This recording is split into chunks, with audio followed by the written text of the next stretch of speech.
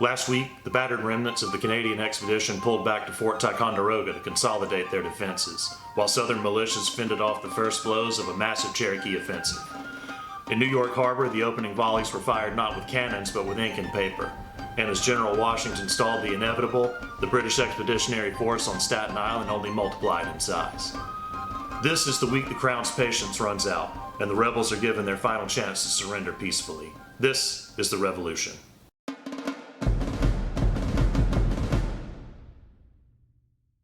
By mid-July 1776, the waters around Manhattan were thick with Royal Navy warships. But the first major British offensive was political, not military. Last week, on July 14th, Lord Howe sent copies of a circular letter ashore. It offered full pardons to colonists who would lay down their arms and help restore order. That same day, Howe sent a courier directly to the American camp with a letter for Washington himself. Anticipating a slight, Washington sent his aides, Colonels Joseph Reed and Samuel Webb, to meet the British boat at the waterfront. The British lieutenant presented a packet addressed to George Washington, Esquire, instead of General George Washington. Reed and Webb refused to accept it. The British commanders were in a political bind. They were tasked with communicating with the rebellion's leaders, but acknowledging Washington as general meant acknowledging the Continental Congress that had commissioned him. That would effectively recognize the United States as a sovereign nation. On July 17th, they tried a bureaucratic workaround. They sent a second letter, this time addressed to George Washington, Esquire, etc., etc., etc. The messenger argued that etc. could imply any title Washington wished to insert, including general. Washington wasn't amused. He flatly refused the letter again, stating that if etc. could mean anything, it also meant nothing at all. Realizing Washington wouldn't play their game, this week the British sent their adjutant general, Lieutenant Colonel James Patterson, to secure a face-to-face meeting under a flag of truce on the 20th. Washington granted the audience. He greeted Patterson at his headquarters dressed in his full general's uniform. All the proper pomp and circumstance was observed, but crucially, no formal titles were put into writing. Inside, the tone remained strictly formal. Patterson tried to smooth over the protocol dispute, insisting the brothers Howe held Washington in the highest regard. But once negotiations started, Patterson revealed his true mission. The king had only authorized Lord Howe to grant royal pardons if the rebels surrendered, nothing more. Washington used the moment to deliver one of his most quoted lines: "Those who have committed no fault want no pardon." Realizing the two sides were at a total impasse, Patterson packed up his papers and returned to the fleet. The meeting had confirmed the obvious for Washington and Congress. The so-called Peace Commission had no mandate to negotiate with the Americans as a legitimate political body. They were only there to intimidate the rebels into surrender. The Empire had hoped this show of force would convince the rebels their cause was hopeless. Instead, anticipating the outcome, Congress resolved on July 19th to publish Lord Howe's circular letter directly in the newspapers. By printing the British letter alongside their own commentary, American leaders flipped the script, showing the public that Britain offered no compromise, only surrender. This week, the encampments at Fort Ticonderoga and the newly named Mount Independence transformed from makeshift field camps into permanent defensive works. Soldiers cleared timber, dug redoubts, and laid foundations for barracks.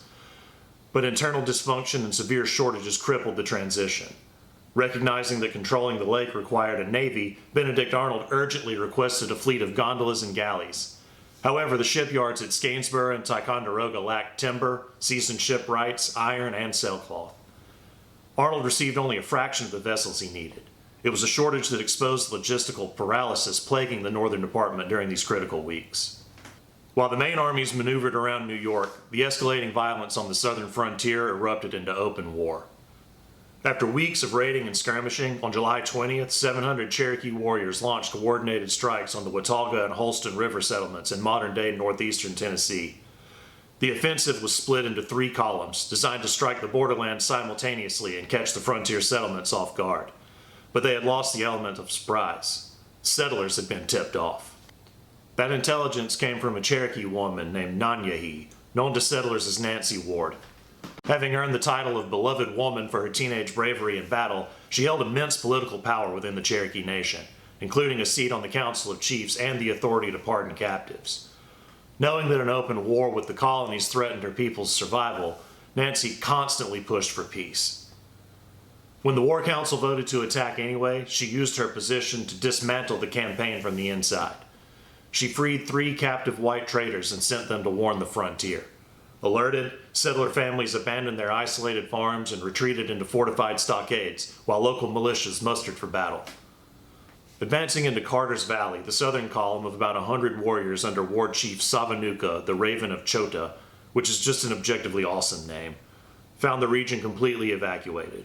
With no garrison to fight, they burned empty cabins and destroyed crops before withdrawing.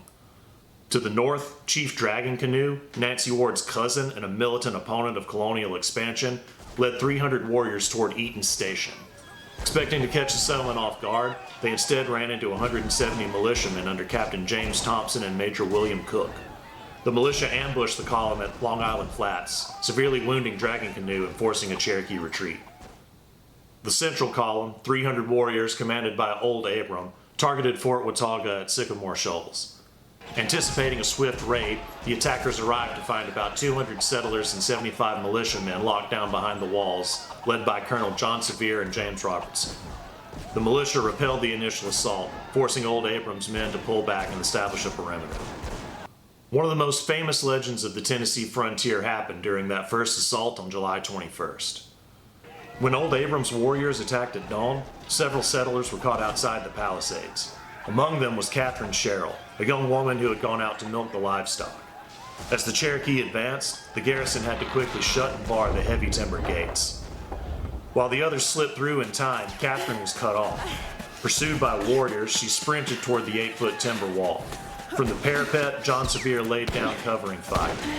Reaching over the top of the palisade, Sevier caught Catherine and hauled her up over the wall to safety. That rescue sparked a long-lasting frontier relationship. The two bonded in the aftermath of the attack, and they married 4 years later in 1780. When Sevier was elected the inaugural governor of Tennessee, the woman he pulled over the Watauga walls became the state's very first First Lady. By the end of July's third week, the political posturing of the spring and early summer was gone. The British Peace Commission had been exposed as nothing more than a legal formality attached to an invasion force. Lord Howe's proclamation failed to trigger mass desertions or fracture the Continental Congress. Instead, it was published, dissected, and rejected as a flat ultimatum. With diplomacy dead, Continental authorities turned to military mobilization. The political ambiguity that had lingered since the siege of Boston was stripped away. Now, 2 armed forces faced each other across New York Bay, with no middle ground left between victory and defeat. Next week, with the illusion of diplomacy destroyed, late July brings the quiet before the storm. Washington maneuvers to anticipate where the Royal Fleet will strike. Thousands of fresh British troops continue to disembark on Staten Island, and in Philadelphia, the Continental Congress turns its attention from theoretical independence to the cold mechanics of wartime mobilization. Stay with us, you're not going to want to miss it. History's moving fast, and we're going to cover it all. Make sure to subscribe and hit that notification bell so you don't miss a single update as these events reach their 250th anniversary. We'll see you next week.